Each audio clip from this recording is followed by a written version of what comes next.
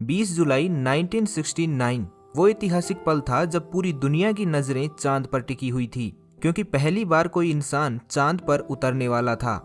इस मिशन को अपोलो 11 नाम दिया गया। हालांकि पूरी दुनिया अपोलो 11 के बारे में सिर्फ इतना ही जानती है कि उस दिन एस्ट्रोनॉट चांद की सतह पर सही सलामत उतरे थे और कुछ टाइम बाद वापस पृथ्वी पर लौट आए थे। लेकिन ये पूरा सच नहीं है, क्योंकि उस दिन चांद की धरती पर उनके साथ कुछ ऐसा हुआ था जिसने उनके रोंगटे खड़े कर दिए थे। ये बात आज से करीब 51 साल पहले की है, जब अमेरिका अपने कई असफल प्रयासों के बाद अपोलो 11 को चांद पर भेजने की तैयारी कर रहा था। सारी तैयारियों के बाद अपोलो 11 को 16 जुलाई 1969 को पृथ्वी से लॉन्च किया गया।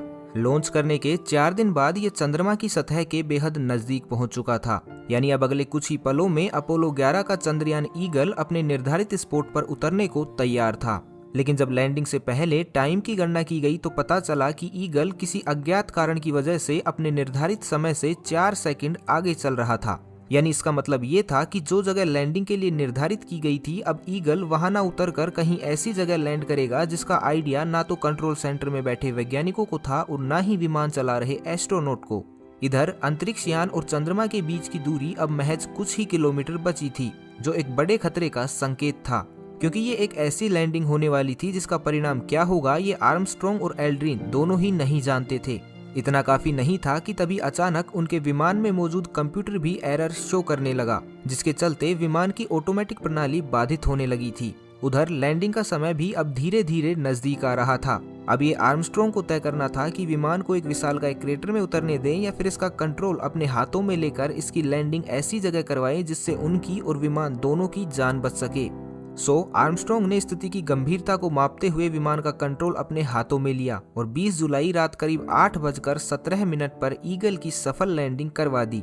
आपको बता दें कि आर्मस्ट्रॉन्ग द्वारा चुनी गई जगह को खुद उन्होंने ही ट्रैंक्विलिटी बेस का नाम दिया था, जहां गर्व के साथ आर्मस्ट्रॉन्ग और एल्ड्रिन ने पहली बार कदम रखे थे और फिर अपने देश का झंडा फहराया था। आपको यहाँ तक जानने के बाद लग रहा होगा कि चलो आखिरकार एक छोटी सी मुसीबत के बाद फाइनली ये मिशन कामयाब हो गया था, लेकिन ऐसा नहीं था। असली मुसीबतें तो अभी आने वाली थी, जिसके आगे ये मिशन कभी भी घुटने टेक सकता था। धरती पर बैठे आप और हम जैसे लोग, जिन्हें ये लग रहा था कि अब तो अपोलो 11 अपने मकसद में कामयाब हो चुका है और अब केवल जश्न मनाना ही बाकी रह गया है, उन्हें इस बात का आइडिया भी नहीं था कि अभी इस मिशन की असली परीक्षा यानी सफलतापूर्वक घर वापसी तो अभी बाकी ही थी, जिसे पूरा किए बगैर ये मिशन कामयाब नहीं हो सकता था। लेकिन ये चीज एक छोटी सी मिस्टेक की वजह से असंभव हो गई थी। यानी इसका सीधा सा मतलब ये था कि अब एस्ट्रोनॉट्स हमेशा के लिए चंद्रमा पर ही फंसने वाले थे। दरअसल हुआ यूं कि चंद्रमा पर लैंडिंग के तुरंत बाद विमान के इंजन में मौजूद फ्यूल पाइप में दबाव बढ़ने लगा था, क्योंकि चंद्रमा पर टेम्परेचर काफी कम होने के कारण फ्यूल पाइप में मौजूद नमी अब बर्फ में बदल चुकी थी, जिसके कारण पाइप का दबाव तय मापदंडों से काफी ज्यादा हो चुका था। हालात ये हो चुकी थी कि नासा अपने एस्ट्रोनॉट को ये आदेश देने ही वाला था कि विमान को तुरंत खाली कर दें, क्योंकि वो दबाव इतना ज्यादा था कि विमान किसी भी समय ब्लास्ट कर सकता था। और अगर ऐसा होता तो एस्ट्रोनॉट हमेशा हमेशा के लिए चंद्रमा पर ही फंस कर रह जाते।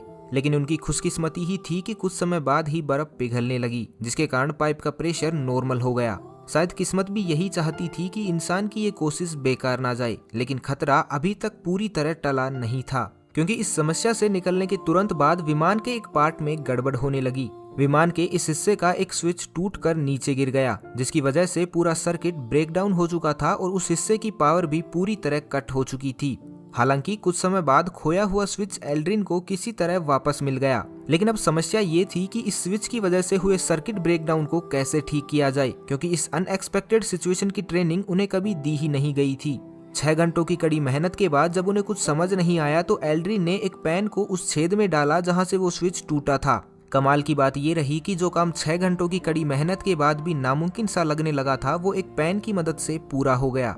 एल्ड्रिन की सूझबूझ के कारण विमान की वो बंद पड़ी यूनिट फिर से चलने लगी। अब जब सब कुछ ठीक हो गया था तो वक्त था घर वापसी का। इसके लिए नासा ने ये प्लान बनाया था कि कोलंबिया विमान, जिसकी मदद से उन्हें वापस पृथ्वी पर लौटना था, उसमें मौजूद 2 मॉड्यूल, कमांड मॉड्यूल जिसमें एस्ट्रोनॉट थे और सर्विस मॉड्यूल जिसमें चांद की सतह से लाया गया विमान का अन्य सामान था, को कोलंबिया के धरती में प्रवेश करते ही अलग अलग दिशाओं में अलग होना था। यानी पृथ्वी के वातावरण में प्रवेश करते ही कोलंबिया से दोनों मॉड्यूल विपरीत दिशाओं में अलग होने थे, जिससे इन दोनों का आपस में टकराव ना हो सके। इस तरह प्रशांत महासागर में दोनों ही मॉड्यूल की सफल लैंडिंग हो जाती और मिशन भी कामयाब हो जाता। लेकिन शायद इम्तिहान की घड़ियां अभी खत्म नहीं हुई थी। जैसे ही ये दोनों मॉड्यूल एक दूसरे से अलग हुए तो ये दोनों अपोजिट दिशाओं में जाने की बजाय एक दूसरे के आगे पीछे एक ही दिशा में गिरने लगे। जिस स्पीड से ये दोनों मॉड्यूल नीचे की तरफ आ रहे थे उस समय टकराना तो छोड़िए, अगर ये दोनों आपस में टच भी हो जाते तो वहीं ब्लास्ट हो जाते। लेकिन यहाँ भी उनकी किस्मत ने उनका पूरा साथ दिया। दोनों मॉड्यूल बिना किसी टक्कर के सफलतापूर्वक अंततः 24 जुलाई को प्रशांत महासागर में आकर गिरे, जिसमें किसी तरह का कोई नुकसान नहीं हुआ और आखिरकार अपोलो 11 पूरी तरह कामयाब रहा। हालांकि अभी एक और खतरा था जो इन एस्ट्रोनॉट के सर पर मंडरा रहा था। एक नए वातावरण में से वापस आने के कारण वैज्ञानिकों को ये डर था कि कहीं इनके शरीर में कोई अनजान बैक्टीरिया या वायरस तो मौजूद नहीं था, जो संभवतः पूरी मानव जाति के लिए विनाशकारी साबित हो सकता था। इसलिए तीनों एस्ट्रोनॉट्स को अगले 3 हफ्तों के लिए क्वारंटाइन कर दिया गया, ताकि अगर उनके शरीर में किसी वायरस या बैक्टीरिया ने प्रवेश किया हो तो उसका असर दिख सके। हालांकि एक कड़वी सच्चाई ये भी थी कि उस क्वारंटाइन सेंटर से बाहर आने से पहले या तो उन्हें स्वस्थ होना था या फिर किसी अनजान बीमारी से घिरकर मर जाना था, क्योंकि अगर वो किसी एलियन बैक्टीरिया से संक्रमित होते तो उसका इलाज शायद पृथ्वी के वैज्ञानिकों के लिए संभव ही नहीं था। लेकिन यहाँ भी उनका साथ उनकी किस्मत ने बखूबी निभाया और ये लोग अपना क्वारंटाइन पूरा करके दुनिया के सामने एक रियल हीरो की तरह वापस आए। तो बस आज के लिए इतना ही। मैं मिलता हूँ आपको अगले वीडियो में। तब तक के लिए खुश रहें, मस्त रहें, हंसते रहें। भगवान करे आप सभी का दिन शुभ हो।